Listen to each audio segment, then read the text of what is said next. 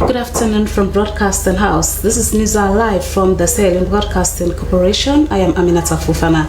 Coming up in this edition of the news, Cote d'Ivoire and Sierra Leone discuss regulation on public mobile roaming in ECOWAS region. CEO of National Public Procurement Authority wants MDAs to comply with standard procurement form usage. And Public Accounts Committee finds former Chief Administrator of Cambia District Council and 2 others for misappropriation of forms. Now, these stories and more coming up in the next 1 hour. Stay with us.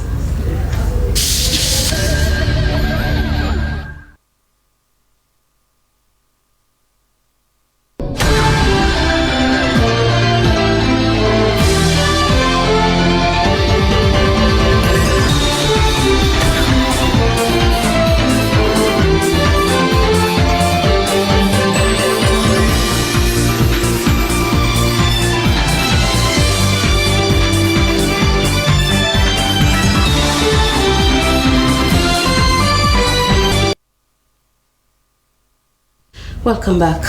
Now, a bilateral technical meeting is underway in Freetown between the telecommunication regulatory authorities of Cote d'Ivoire and Sierra Leone and mobile network operators of both countries to discuss the implementation of the ECOWAS regulation on public mobile roaming in the ECOWAS region. The aim is to facilitate easy and affordable communication among ECOWAS citizens. Ibrahim Samura reports.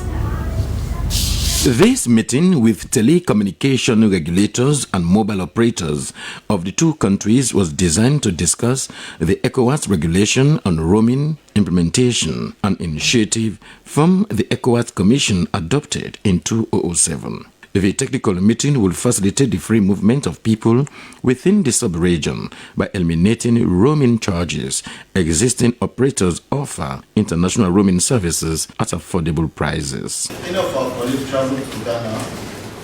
I will not hesitate to call him or her because I know that they are implementing ECOWAS. A representative for the ECOWAS roaming, Luceni Fofana, said the meeting with mobile operators of the 2 countries resonates with the ECOWAS regulation, noting community roaming was crucial as it would help improve access to communication and connectivity within the member states. Mr. Fofana catalogued the economic benefit of roaming public mobile communications networks in the connectivity space of ECOWAS. Director General of NATCA, Amara Brewer, said the initiative behind the implementation of the ECOWAS regulation on roaming was not just about enhancing connectivity, but it was about fostering regional collaboration and unity among member states. Mr. Brewer stated that by reducing roaming charges and improving connectivity, this would open up new opportunities for businesses, enhance trade, and contributing to the overall economic growth in the sub-region. I have to define free roaming. I don't want people to leave here thinking that free roaming is you make a call and it's free and you don't get charged. So if I travel to Cote d'Ivoire, for example, and someone from Sierra Leone calls me, right? The call will be charged at the rate, it's not an international call. So that's what free roaming means. So when you leave here today and go to your respective places, please understand that it's not free per se. It's just that you're not going to be charged international calls when people from your home country call you.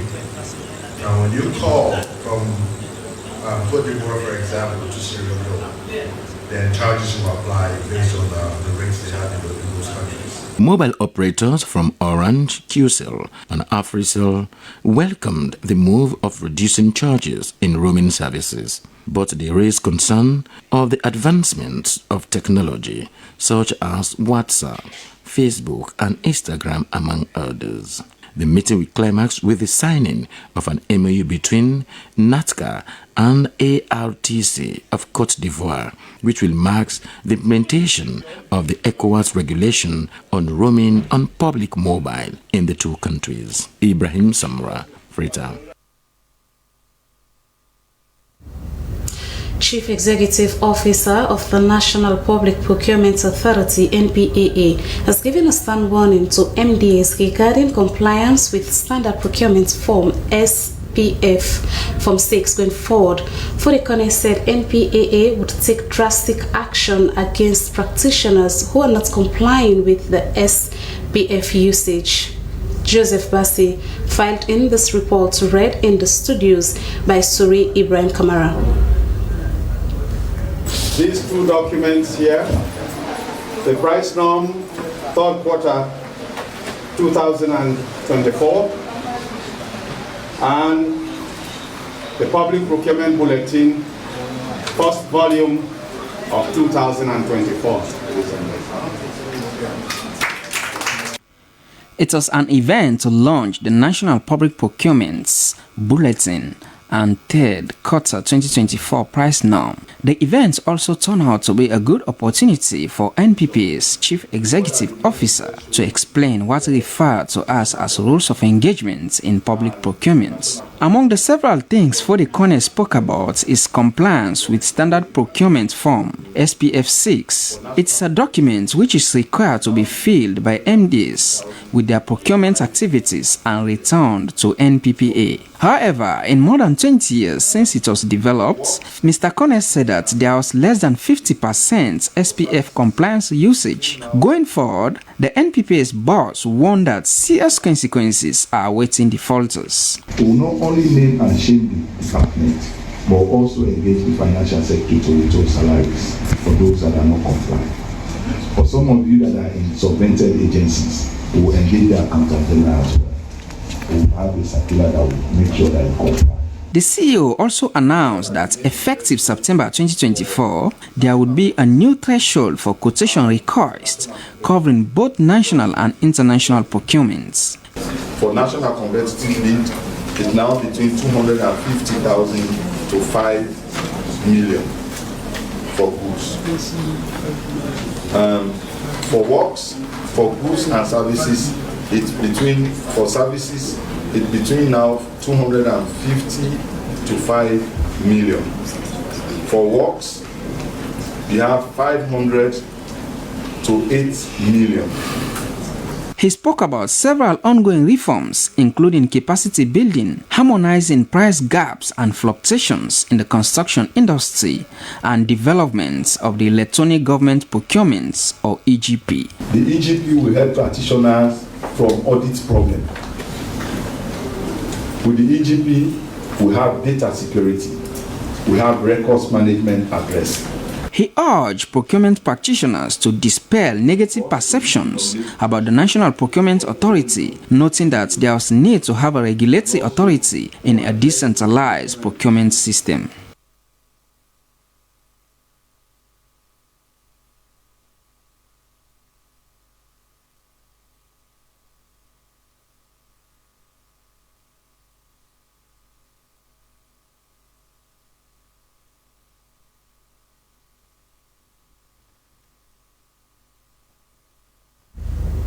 Former Chief Administrator of the Cambia District Council, alongside the council's M&E officer and finance officer, has been fined 5,000 leones each for misappropriation of council funds. The three are accused of failing to produce records on own source revenue, list of council debtors, and for making payments without supporting documents. Dennis Fraser tells us more.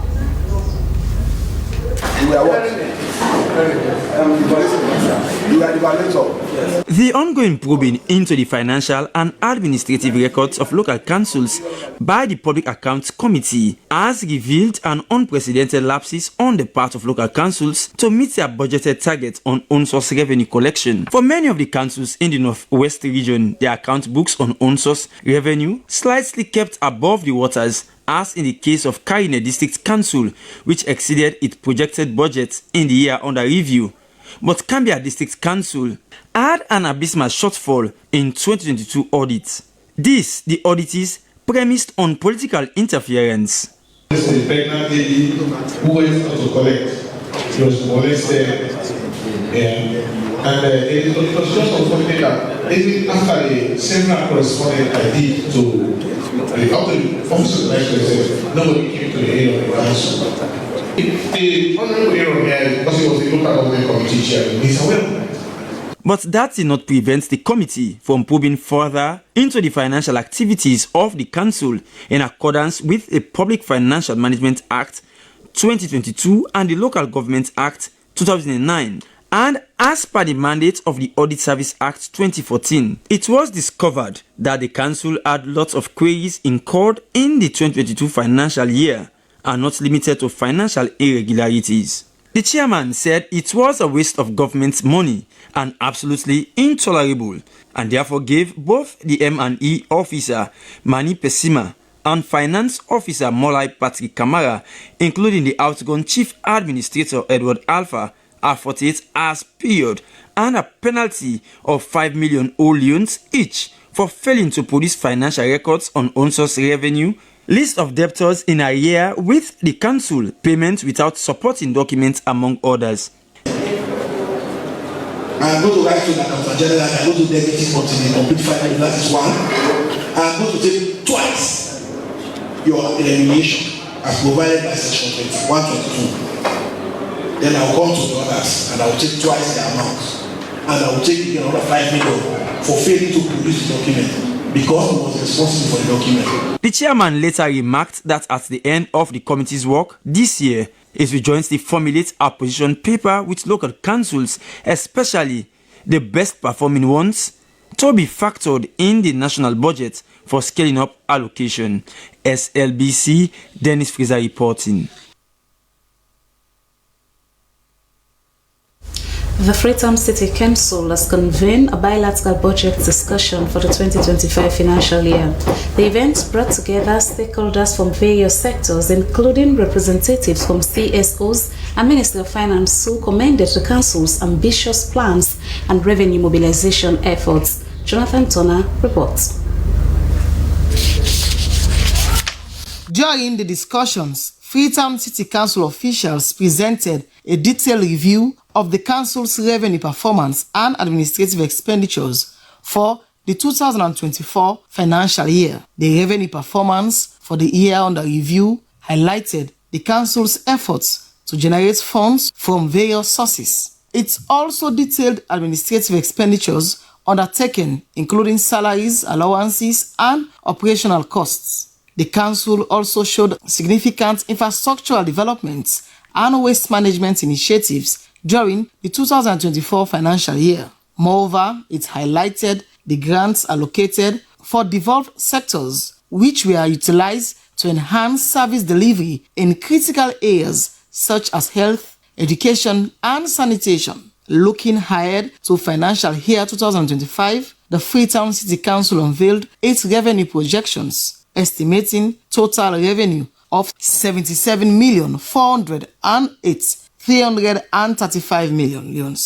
This is expected to come from local taxes, property rates, market dues, license fees, and other charges. Strengthen the structures within council, because as you probably heard, there are areas in the budget that account for zero, and at the same time people are paying for these resources, but the monies are not coming to council. So these are areas we need to look at. Clearly we have gaps, but and these are gaps that we have been mandated to actually look at and address, which is what we will be doing on behalf of Freetonians. So what are these gaps that you want to address?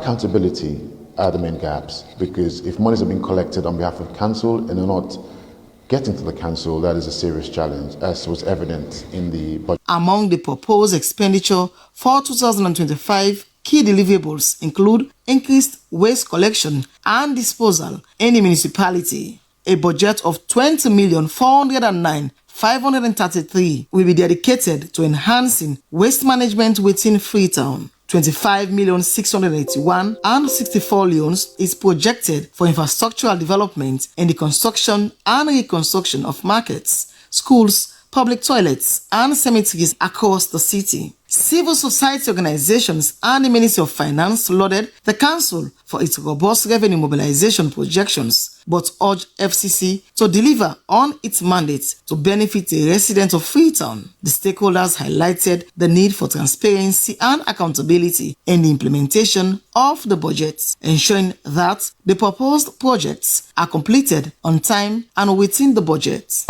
They create an income generation We cannot just rely on government to work. We want home source revenue to make sure that they move ahead to another area. This is one of the pertinent things. And then also the property rate. The property rate is another thing that really we're trying to tell them that they need to improve on that. The Freetown City Council remains committed to improving service delivery and enhancing the quality of life for all Freetonians. For SLBC News, Jonathan Turner reporting.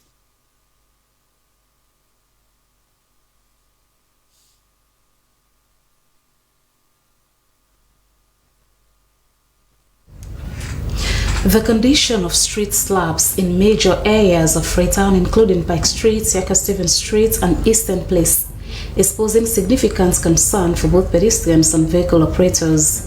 The slabs, essential for safe and efficient passage across busy streets, are deteriorating rapidly, posing serious challenges for the city's residents. Esther Sako has been looking at the condition of slabs on different streets in Freetown and compiled first reports. Many Victorians rely on slabs which are on the footpath to navigate the crowded streets swiftly. However, with most of the slabs now damaged or missing, pedestrians are forced to find alternative routes, often risking their safety by walking on the busy roads. Traders have also taken advantage of the situation, occupying the few remaining slabs to display their goods, further complicating movements for those on foot. A pedestrian who expressed frustration over the current state of the slab said he's forced to take a longer route to get to where he's going, adding that it is difficult and painful to walk on uneven surfaces. For jump one time, check where the slab no day. So one distance, it's pattern ki old man. While people point fingers at various factors contributing to deterioration, some believe that individuals, particularly kush smokers, are responsible for removing and selling the slabs, exacerbating the situation. Right? And then so when they take the slab and we sell them, they go buy kush at the end of the day. So I believe the government is place that's like that so and then the monitor, because the monitoring system very, very important. The Sierra Roads Authority is, however, pointing fingers on man-made activities as the main contributing factor, stating they are taking necessary measures to ensure they remedy the situation. We've already done our budgets, we've done our proposals, we've submitted our proposals and they are approved, we've advertised, and bids are open, evaluation is in process. The absence of functional slabs not only affects the flow of pedestrian and vehicular traffic, but also increases the risk of accidents. The timely replacement and repair of these slabs are crucial to ensure the safety and convenience of all who use these roads. As the city continues to grow, maintaining its infrastructure, including these vital slabs, should be a priority. SLBC News, Esther Sako reporting. Now, still on Freetown's poor road infrastructure, the Congo Coast Bridge is one of the oldest and most frequently used bridges in Freetown. It is also home to a handful of the homeless, including Kush victims. But the structure has been in a very bad shape due to lack of maintenance. Christina Kamara went to see the condition of the bridge and puts this report together.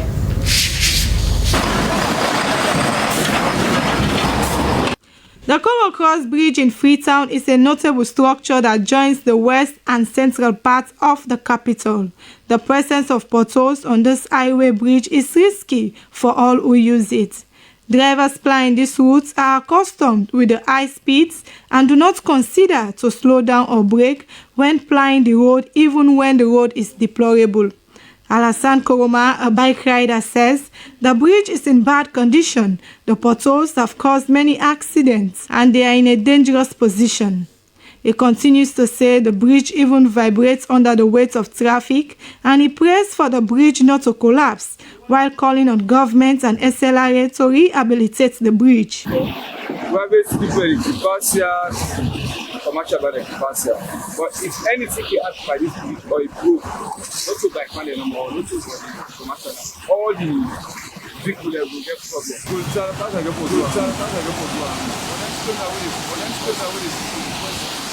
Let's go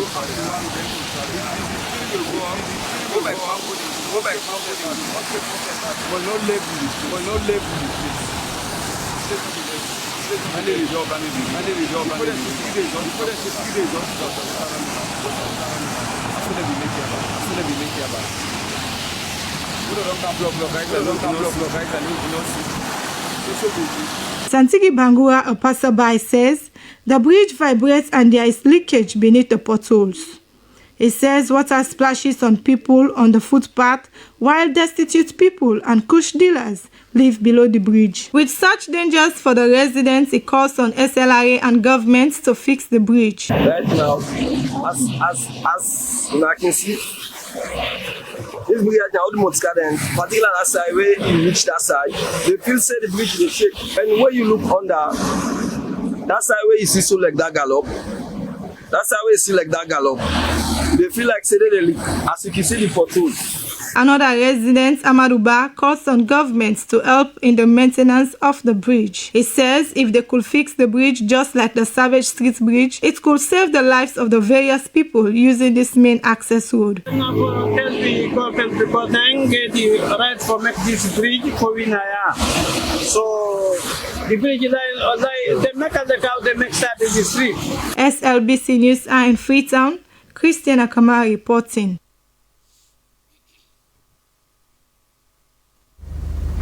Meanwhile, a high-level mission from the Arab Bank for Economic Development in Africa, Obadia, is in Sierra Leone to see first-hand construction of the Tikonko to Benducha Road in Bo and Bonth districts.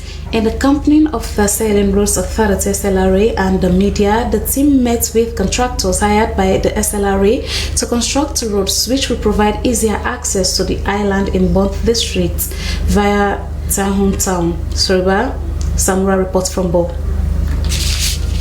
One of the high-level mission members from Badia, Sameh Azuz, described the appraisal as very important as it will in turn inform the bank firsthand on the need to get involved into the construction of the Tikonko Junction to Benducha Road. The road construction, he opined, on account of its deplorable state and importance, is one of the projects in Sierra Leone which Badia will be happy to finance. One of the terms of reference of this mission is to appraise this very important road, Bawia to Bandiosha, with a total length of around 65 kilometers. And this is one of the projects which we look forward to finance in the Republic of Sierra Leone. Mr. Azuz was also taken on a conducted tour of the Community Health Center at Benducha by the community people who pressed for the bank and government to consider rehabilitation of the CHC. Chief Engineer Patrick Lavalley from the SLRA re-echoed how much premium the government of Sierra Leone puts on the Tikonko to Benducha Road because it is an easy access to the island in Bonth, and that the deplorable state of the road has over the years been posing serious challenge for especially pregnant women to be taken to the island to seek medical care. It comprises of the Tikonko to Kwetema to Matugujong Road that is ongoing, that is financed by Badia, and the Moyo Junction to Serabu Road, including the Bumpwe Bridge. Now we are appraising the third segment, the final segment on that study, which is the 65-kilometer road from Bawia Junction to Benducha. It's a very important road because it shortens the link to the island. Meanwhile, the in-charge at the Benducha Community Health Clinic, Asiatu Kuruma, has told the high-level Badia mission to Sierra Leone that since the CHC was unroofed by thunderstrike some 3 or so years ago, they have been using the nurses' quarter to see patients and therefore called for swift action for its rehabilitation.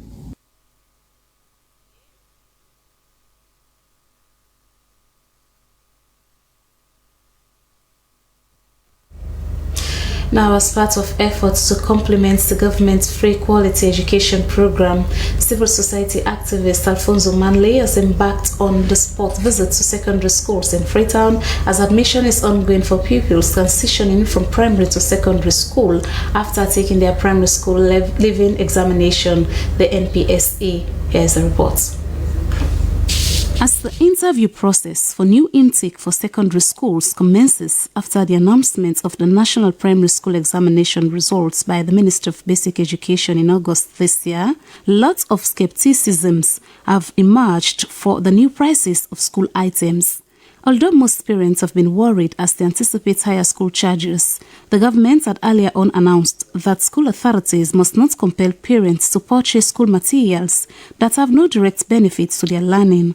It was against this backdrop that the civil society Alfonso Manley had seen the need to embark on a monitoring exercise in various schools to ensure compliance by school authorities, beginning with St. Joseph Junior Secondary School.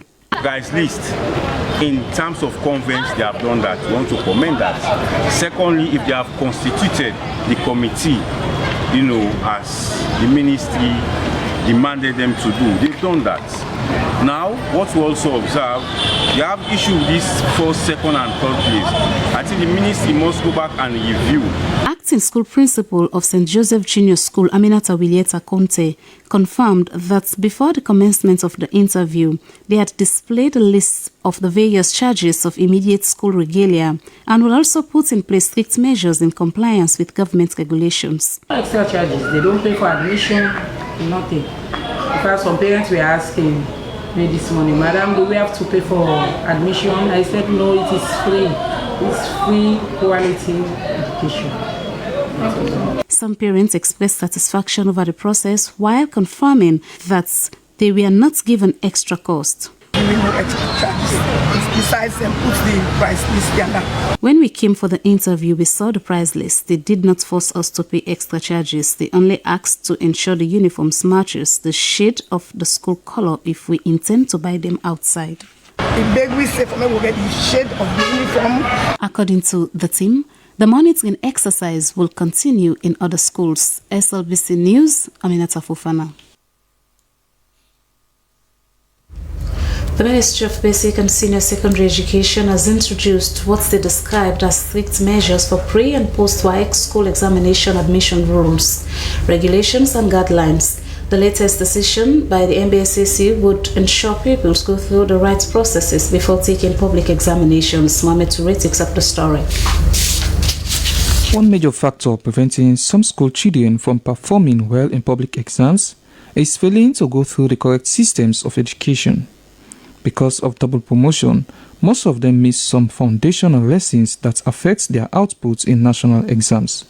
The Raising Ministry of Basic and Senior Secondary Education, through a press release earlier this week, put some policies in place to forestall short practices and get children follow strictly the 6334 education system. We are going to go strictly. If you are not qualified for the exams, you are not going to write the exams. We want to maintain that sanity, but also very importantly, before I miss the thought, we have reviewed curriculum, the pre-primary up to senior secondary education. We have introduced quite a good number of new subjects like robotic, like civic education, like comprehensive sexuality education, a lot of things that we have introduced. We want our kids to go through this circle. School authorities, parents, among others, have received the idea in good faith. Well, what the government of that the right way, but any school. What the government has said are the correct methods, and schools found wanting should face the law because schools must implement what they are told. Therefore, put all the guy because what the government does say, now they for do.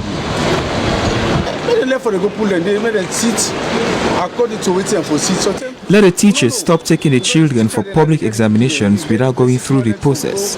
We are not patriotic to the country, which is why we are having such actions. We serve with the people, We don't patriotic at all to the children. Principals of schools supported the rules, stating that positive results will come from adhering to the education system. I personally appreciate it and I welcome the idea because the government is paying fees for them, the examination fee. By adding it, it means more burden for the government. And the other aspect is they are not too mature for the exam. And the children are not mature for the exam. You take them to that level, it definitely is going to add to the failure. Most times they fail these exams. So it is good that this policy is now available for us as head of schools to go by it.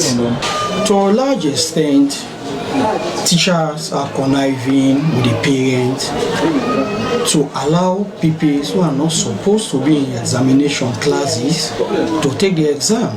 And we have noticed it, and thank God the ministry has now come out with a moratorium making it a crime. Head teacher of SM Bodrick Primary School said school heads are normally misled by parents and teachers when admitting pupils. Therefore, heads of schools should have rules that will guide them not to admit the wrong pupils. Violations could lead to severe consequences, including the cancellation of results and bans on schools from entering candidates for several years. These measures aim at preventing unacceptable practice in the education system. SLBC News, Mohammed Tu reporting. The National Youth Commission has met with the committee members to decide on the firms that would select, train and guide grants to potential beneficiaries. Their action was to ensure transparency under the Productive Social Safety Net and Youth Employment Project, which targets 8,000 youth. Suleiman Toure reports. Yes, we are scoring based on what they just presented. Their interest. What they presented. This committee team comprises representatives from civil society organizations, Sierra Leone Local Content Agency, and both the Ministry of Youth and Commission, among others. 15 firms, including international ones, have so far applied to be contracted for the implementation of the project. Out of the 15, 5 of them would be selected following rigorous vetting by the World Bank. The committee would look at criteria such as human and other resources a firm has. The head of such firm should be a master's holder and a clean track record of implementing similar projects over the years. That farm, yes. Misrepresentation. So by that, we can conclude that this farm is not qualified. Deputy Commissioner, National Youth Commission, Emerson Kamara said the lucky farm will be selected based on World Bank's terms of reference. We'll be selecting one at the end of the day to be the service provider to help implement the project. And the farm will actually handle the training, the selection, and the award of grants to the young people at the end of this. He added the session was to exhibit transparency and accountability in the process to achieve President Bio's 500,000 job opportunities for young people in Sierra Leone. SLBC News, Sulaiman Toure reporting. Faith Healing Bible Church has held their 16th National Youth and Young Adults Conference 2024 at the National Campground Grafton. As the theme implies, the purpose for this year's conference is to see the transformation of youth in the country to achieve their purpose in life. Moses Conte tells us more. Knowing the will and purpose of God in our lives gives us more responsibility for positive results in the future. Thus, the theme for the event, which talks about the beauty and power of a transformational life, was a pathway for youth in Sierra Leone to turn from darkness towards light. The 5 days event saw youth from various parts of the country in high attendance, with high hope and spirit of revival to live a purposeful life. They were taken through various messages from ministers at the camp while engaging in other activities which are of interest to young people. Knowing God and His purpose for young people is more embedded on the constant hearing of God's word. Thus, the event saw a host of youth surrendering their lives to Jesus with full hope to live a better life thereafter. General Overseer, Faith Healing Bible Church, Pastor Francis Mambu, highlighted the importance of the conference, adding that a nation will only sustain future youth when they are focused to be transformed. Transformation depends on the ability for the individual to change. Progress is hanging on change. There is no way somebody can progress or can become successful or become extraordinary if the person does not accept change in his or her life. And the purpose of this conference, we brought them together for us to reason together according to the scriptures to see that progress is possible. It doesn't matter the family background where the individual may be coming from. Like I was giving my own testimony. I came from a very, very, very poor family background. I had no one to help me in my schooling. I have to do everything, to work hard, to sell, to do one thing or the other. But I was determined in my heart that I must make something out of life. And today, by God's grace, humanity is benefiting. Participants shared experience as to how the event has impacted their lives, adding that on their return, they will effect change in their different communities. Land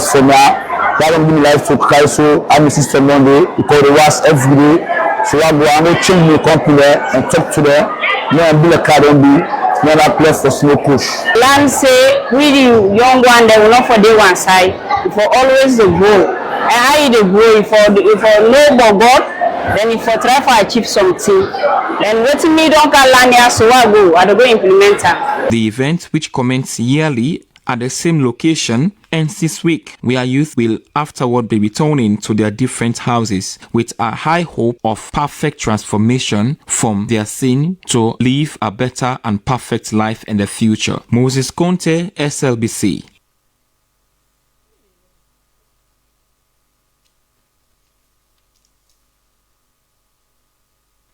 And now from the courts, human rights activist Abdul Parker has made his second appearance at Pademba Road Magistrate Court number 2 over the alleged murder of his girlfriend Sia Kamara.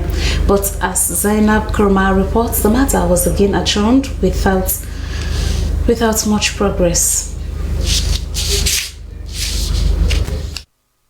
The prosecution, this time led by Yusuf Isaac Sise, again asked for an adjournment, saying that they wanted to take another line of action in the case. Lawyers for the accused, led by Julian Cole, were clearly against the application for yet another adjournment of the matter. Following the first last week when Abdul Parker made his first appearance before Magistrate Santigi Bangura of the Pademba Road Magistrate Court number 2, Mr. Cole said the prosecution had a whole week to prepare their case, adding that the matter was taking an unsatisfactory trend for the defense. He cited the liberty of his client, which he claimed was at stake.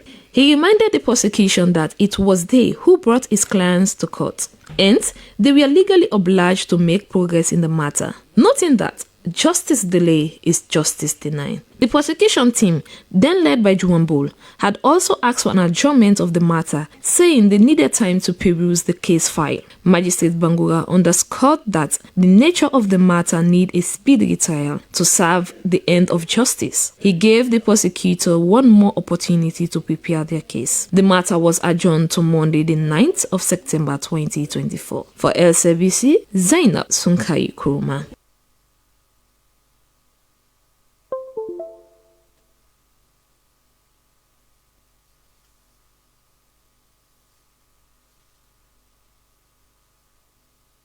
Now, the Sierra Leone Land Alliance has organized conference for young people from different tertiary institutions on the theme Climate Change, Biodiversity and Conservation in Sierra Leone.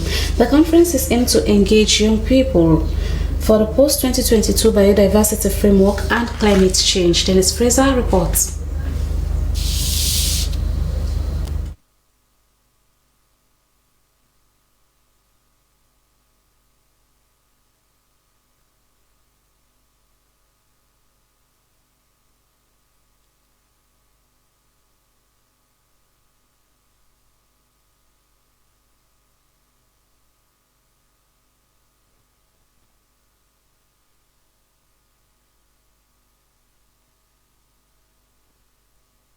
bringing you that story, but we'll do so during our 9 p.m. news bulletin. Now it's time for the international news.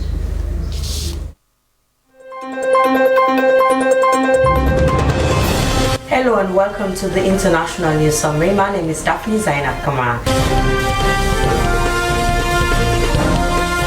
Nigerians have been hit by a double whammy of chronic fuel shortages and a hike in prices by the state-owned oil company. The Nigerian National Petroleum Corporation, which imports the country's fuel and distributes it to private sellers, blamed its debts and rising global prices for its difficulty in getting fuel. Many people have been left stranded with long queues at petrol stations nationwide. Commuters in Lagos have been lining up at bus stations, but there are very few buses operating. According to sources, many garages around the country have shut down because they have run out of fuel. Others have closed to adjust their prices. In the capital, Abuja, most are open, but all have long queues as desperate drivers wait their turn. Some slept in their cars overnight. Nigerians are now pining their hopes on the new privately owned Dangote Petroleum Refinery, which have been built by one of the Africa's richest men, Aliko Dangote. Ugandan opposition leader Bobi Wine have been injured in the leg in a confrontation with a policeman, but his party says he is recovering in hospital.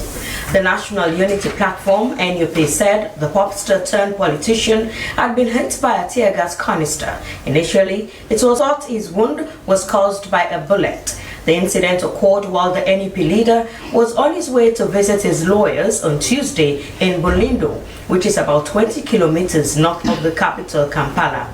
Officers on site reported that the opposition leader had stumbled while getting into his vehicle. Earlier, the ex-account of Bobi Wine, whose real name is Robert Yangulani, first broke the news, saying Bobi Wine has been shot in the leg by police in Bulindo. The NUP leader is due to undergo surgery to remove the fragments. Medical experts at Sambaya Hospital in Kampala told journalists at least 4 NUP members were arrested during the altercation.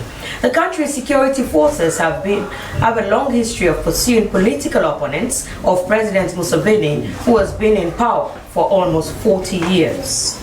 The body of a British hiker has been found in Majorca, with another person still missing after being caught up in flash floods placed on Spanish island Say. Spain Civil Guard said they were on a trail through the Torrent do Pare Canyon to the Mediterranean Sea when the storm hit on Tuesday. 10 other tourists who were trapped by the floods were rescued, police said. Strong winds and heavy rain have been forecast in the area. The Civil Guard has released footage of a search and rescue team helping a group of hikers stuck in the area. The head of the Mountain Rescue Group Brigade in the island said the 10 people they had rescued. Local authorities had warned of very intense storms and urged people to avoid outdoor activities.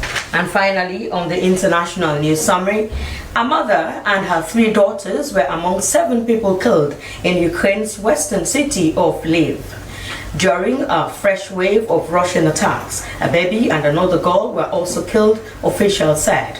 The attack came as Ukraine reeled from Russia's deadliest single bombardment this year, a strike on a military institute in the central city of Poltava that left 53 people dead. Explosions were also heard on Wednesday over the capital Kiev as their defenses targeted Russian missiles. 5 people were also wounded in Kiev when a hotel was hit and nearby blocks of flats were damaged. Well, that's all we can share in this edition of the International News Summary. My name is Daphne Zainab Kamara. Thanks for watching.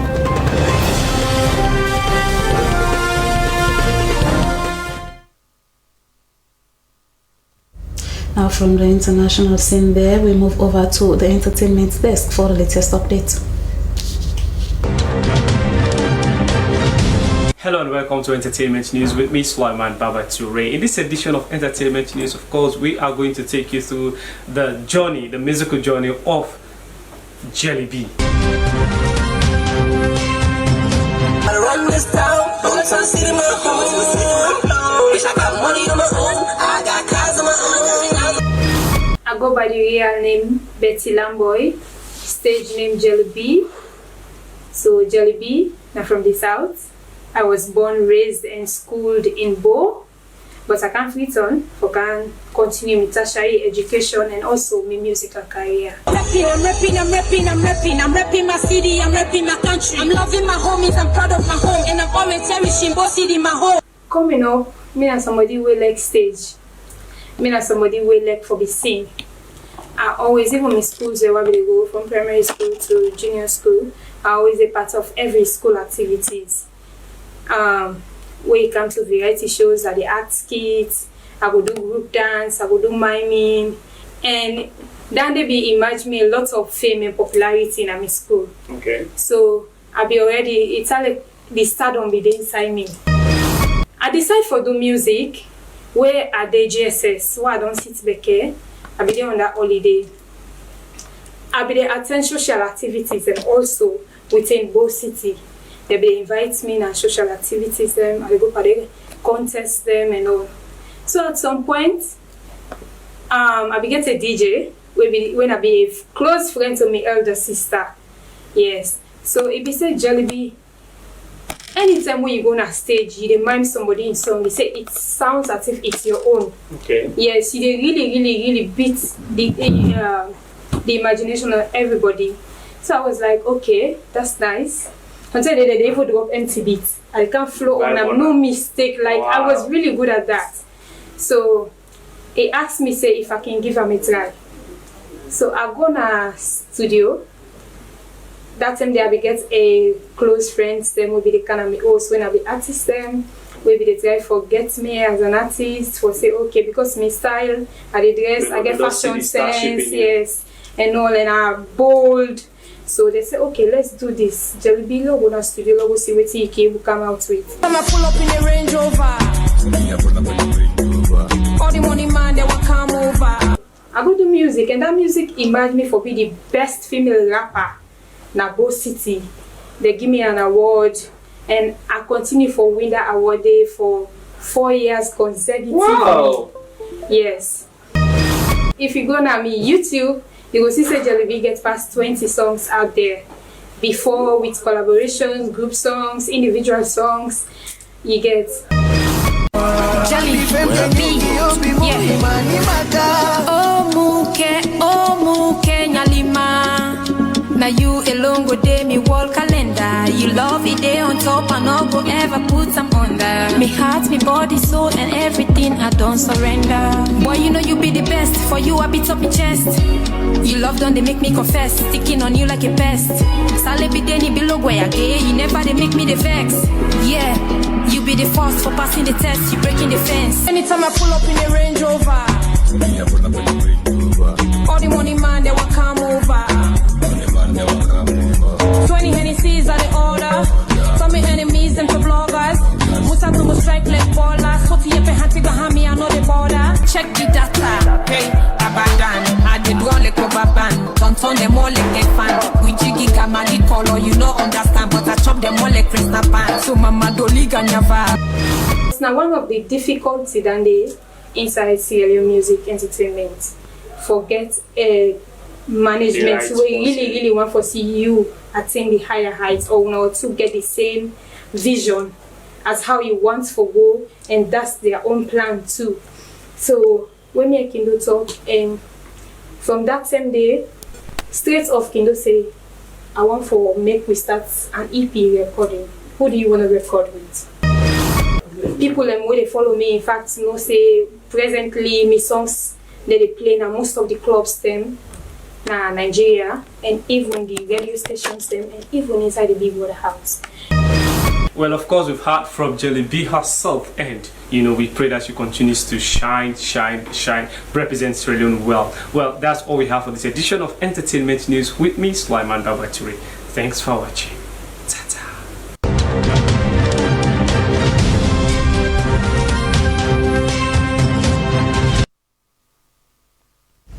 And it's our time for the latest updates in sports.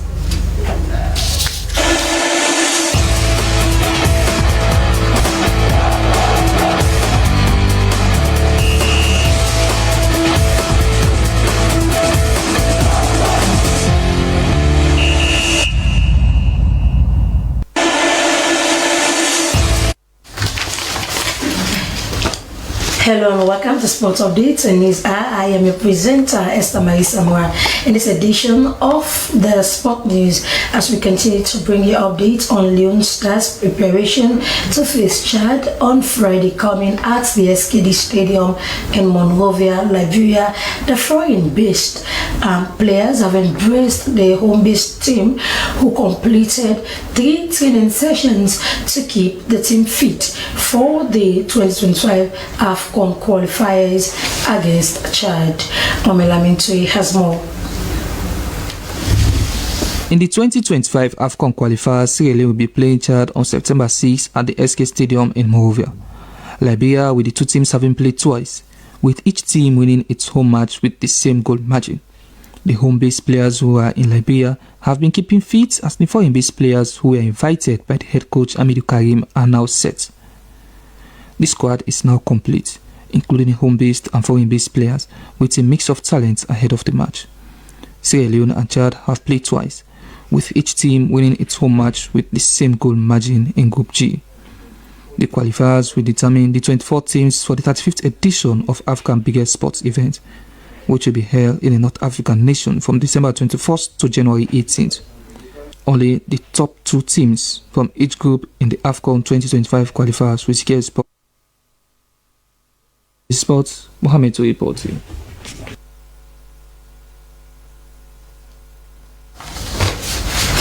Many thanks to Mohamed Laminturi for that report. Well, we continue with the sport news on the international stage. Now, Regon has apologized to the dance community for the backlash after the Olympic Games. Mohamed Laminturi again has the details. Rachel Gunn, the Olympic breaker who went viral for her dance performance at the Paris Games last month, has apologized to the breaking community for the backlash she brought upon it. That 7-year-old university lecturer did not register a single point across her Olympic battles against breakers in August, losing in all 3 rounds.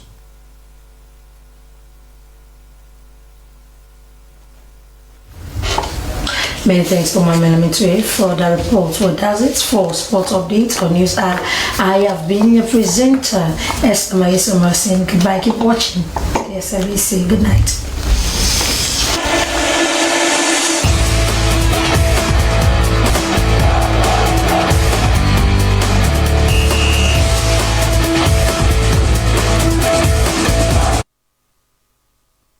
Now with that, we end the news, but before we go, here is a recap of the main points.